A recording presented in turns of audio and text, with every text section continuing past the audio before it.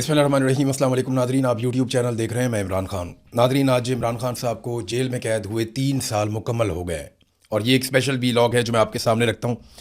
इमरान खान साहब को पहले 9 मई के दिन गिरफ्तार किया गया, उसके बाद 9 मई का इंसिडेंट हुआ और वो एक फॉल्स फ्लैग ऑपरेशन था। इमरान खान साहब आज भी कहते हैं कि CCTV फुटेज कहाँ है, बाकी सबूत कहाँ है, तो कुछ भी नहीं दिखाया गया। लेकिन 5 अगस्त 2023 को इमरान खान साहब को दोबारा गिरफ्तार कर लिया गया और तब से लेकर अब तक इमरान खान साहब जो हैं वो जेल में कैद हैं। इमरान खान साहब ना तो कानून के कैदी हैं और ना ही इमरान खान निज़ाम का कैदी है।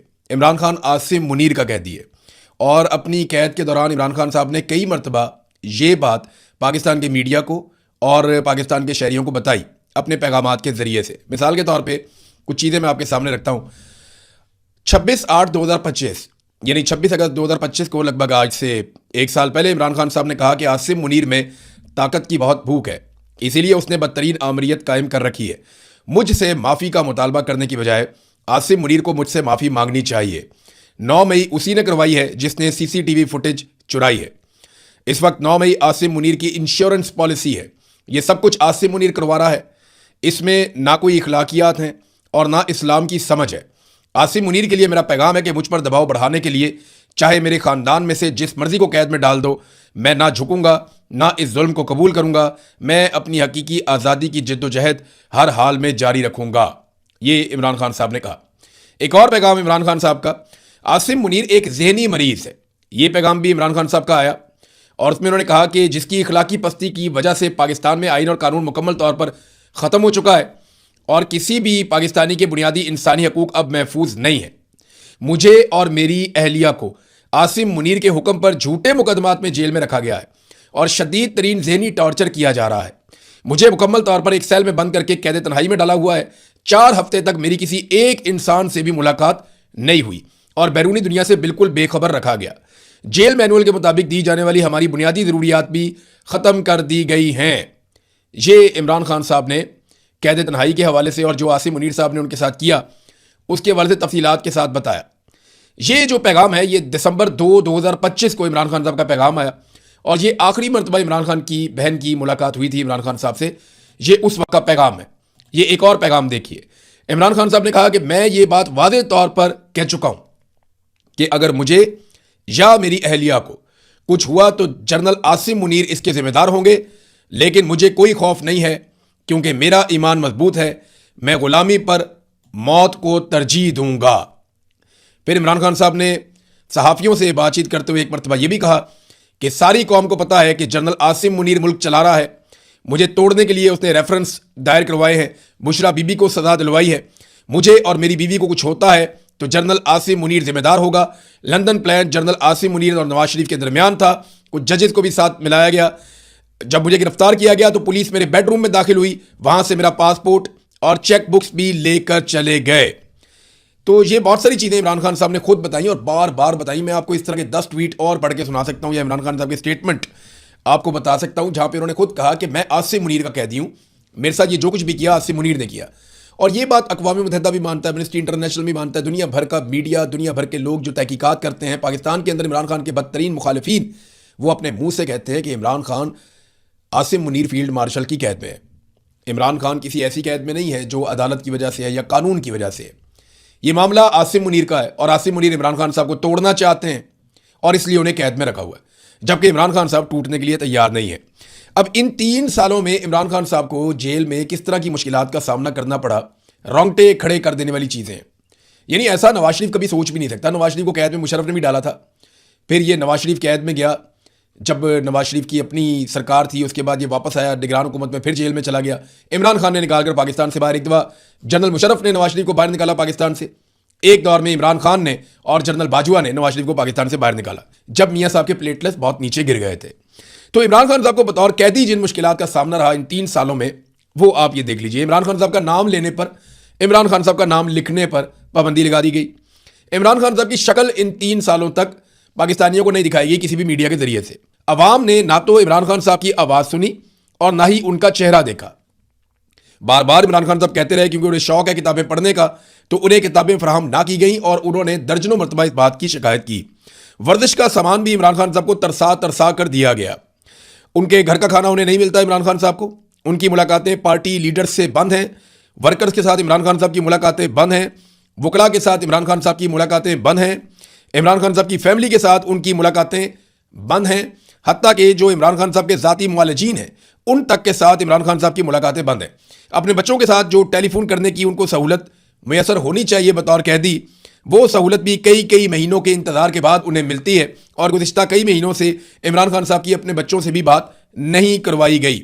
कई कई दिन तक बार बार इमरान खान साहब को काल कोठरी में डाल दिया गया, यानी उन्हें बंद कर दिया गया। और कई कई दिन तक वो शिकायत करते हैं कि उन्हें बाहर नहीं आने दिया गया, बल्कि कुंडी लगा के ताला लगा के अंदर बंद किया गया। और जो बाहर का खुला एरिया है या खुला आसमान है वहां पे नहीं आने दिया गया। बिजली की बंदिश की भी उन्होंने शिकायत की कि यहां पे बिजली बंद कर दी गई और हशरात ने बहुत ज़्यादा इमरान खान साहब को तंग किया। ये सारे टैक्टिक्स होते हैं। फिर एक और चीज़ मैं आपको बताता हूँ कि इमरान खान साहब के पास बतौर कैदी जब कोई साबिक वज़ीर आज़म पकड़ा जाता है तो उसको बहुत सारी सहूलियात होती हैं। उनमें से कोई भी सहूलत इमरान खान साहब को मैसर नहीं है। जेल में मौजूद बहुत सारे कैदी बहुत अच्छे हालात में रह रहे हैं, लेकिन इमरान खान साहब को बदतरीन हालात में रखा गया है साबिक वज़ीर आज़म होने के बावजूद। ना उनके पास एसी है और ना ही उनके पास फ्रिज है, बल्कि बार बार इमरान खान साहब का टीवी और अखबार ये दोनों सहूलतें भी छीन ली जाती हैं। ये सब कुछ बतौर कैदी इमरान खान साहब को तकलीफ देने के लिए किया गया। और भी बहुत सारा कुछ है। अभी इमरान खान साहब की आंख का प्रॉब्लम आ गया, बड़ा शदीद किस्म का। इमरान खान साहब की सेहत बिगड़ी है, ये भी चीज़ें रिपोर्ट हो रही हैं। और उनकी आंख का इशू तो यहां तक आ गया कि 15% उनकी आंख की बिनाई बाकी रह गई थी आखिरी रिपोर्टें आने तक। उसके बाद से लेकर अब तक हमारे पास आज़ाद ज़राए से कोई इंफॉर्मेशन नहीं है। सियासी नुकसान इमरान खान साहब को किस तरह का पहुंचाया गया ये भी आप देख लीजिए। इमरान खान साहब की पार्टी तोड़ दी गई, जबरी गुमशुदगियां की गई इनकी पार्टी के लोगों की। और ये सियासी लोग थे तो फौज ने उठा के इनके बंदे गायब करना शुरू कर दिए एजेंसियों ने। पाकिस्तान तहरीक इंसाफ के रहनुमाओं को बेगुनाह जेलों में डाला गया। अभी भी 4000 के करीब लोग इनके जेलों में, जिनमें बड़े लोग जो हैं वो यास्मीन राशिद साहिबा हैं, एजाज चौधरी साहब हैं, उसमें मियां महमूद रशीद साहब हैं, उमर चीमा साहब हैं, सनम जावेद हैं, आलिया हमजा हैं और बहुत सारे लोग हैं इस तरह जेलों के अंदर अभी भी बंद हैं। हज़ारों कारकुनों को बार बार गिरफ्तार किया गया पाकिस्तान तहरीक इंसाफ के। कई कारकुनों की अलग अलग वाक़यात में शहादतें भी हुई हैं, यानी 9 मई के वाक़यात हैं, 26 नवंबर के वाक़यात हैं। इसके अलावा दीगर वाक़यात में पाकिस्तान तहरीक इंसाफ के कारकुनान को कत्ल किया गया है। इंतखाबी निशान पाकिस्तान तहरीक इंसाफ का छीन लिया गया और यह कारनामा काजी फायज ईसा के जरिए करवाया गया। फिर बाद में पूरा का पूरा इलेक्शन ही छीन लिया गया। पाकिस्तान तहरीक इंसाफ 2/3 अक्सरियत के साथ कामयाब हुई, लेकिन पूरा इलेक्शन पाकिस्तान तहरीक इंसाफ से छीन लिया गया। मखसूस नशिस्तें जो पाकिस्तान तहरीक इंसाफ की थी वो छीन कर बाकी जमातों में बांट दी गई। पार्टी का झंडा और तस्वीर तक उठाने की इजाज़त नहीं दी गई। ये वो चीज़ें जो सियासी तौर पर डैमेज करने के लिए इमरान खान साहब के खिलाफ की गई।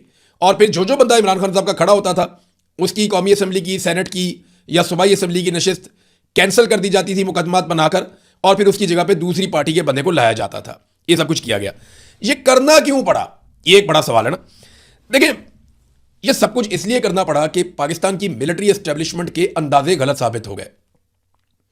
जब जनरल बाजवा ने इमरान खान साहब को निकाला तो उस वक्त के फौजी जर्नैल, ISI के ऑफिसर्स और बाकी तमाम लोग ये कहते थे कि ये 1-2 हफ्ते की बात है, लोग थोड़ा रोएंगे पीटेंगे और फिर भूल जाएंगे। लेकिन इमरान खान साहब ने और पाकिस्तान तहरीक इंसाफ ने और पाकिस्तानियों ने पाकिस्तान की मिलिट्री एस्टेब्लिशमेंट को मुसीबत डाल दी। फिर आसिम मुनीर साहब आ गए। अब जब इमरान खान साहब को गिरफ्तार किया और उसके बाद इतना सारा जुल्म इमरान खान साहब पे हुआ तो ये क्यों करना पड़ा।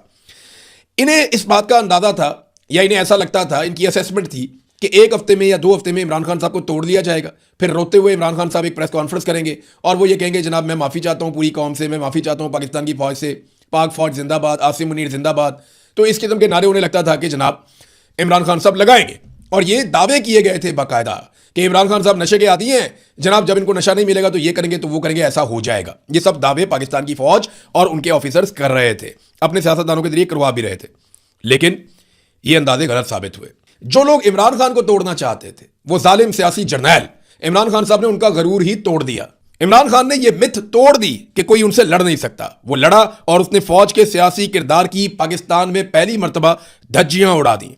जो काम पाकिस्तान की तारीख में कोई नहीं कर पाया वो काम इमरान खान ने करके दिखाया। इमरान खान ने जालिमों की मिथ तोड़ दी। और अब तो कभी कभी इमरान खान के मुखालिफिन पे तरस भी आता है जो इमरान खान साहब ने जेल से बैठकर उनके साथ कर दिया। अब ये सारा कुछ करने से हासिल क्या हुआ, ये देखा मकसद तो ये था ना इमरान खान को तोड़ना है, इमरान खान ने उल्टा इनको तोड़ दिया। अब मकसद तो हासिल हुआ नहीं, उल्टा जो पाकिस्तान का नुकसान हुआ इमरान खान साहब को 3 साल तक जेल में रखने से, वो जरा आप सुन लीजिए। सियासी अदम इस्तेहकाम पैदा हुआ, पाकिस्तान नॉर्मल हो ही नहीं सका। मुआशरे में नफरत और बेचैनी में बहुत ज्यादा इजाफा हो गया। फौज और अवाम के बीच में एक खलीज जो है वो गहरी होती चली गई। सियासतदानों की सियासत तबाह हो गई। यानी नवाज शरीफ को ले लें, जरदारी को ले लें, फजलुर रहमान को ले लें, एएनपी को ले लें, सब एक दूसरे को गालियां देते हैं। अब सारे चिड़चिड़े हुए हैं, सबकी सियासत तबाह हो गई, सबकी सियासत खत्म हो गई। अवाम अब किसी की बात ही नहीं सुनती। ये इन सब के साथ हुआ, फौज के साथ भी हुआ क्योंकि जर्नैल ये हरकतें कर रहे थे, और सियासी जमातों के साथ ये हुआ क्योंकि उनके कायदीन साथ मिले हुए थे।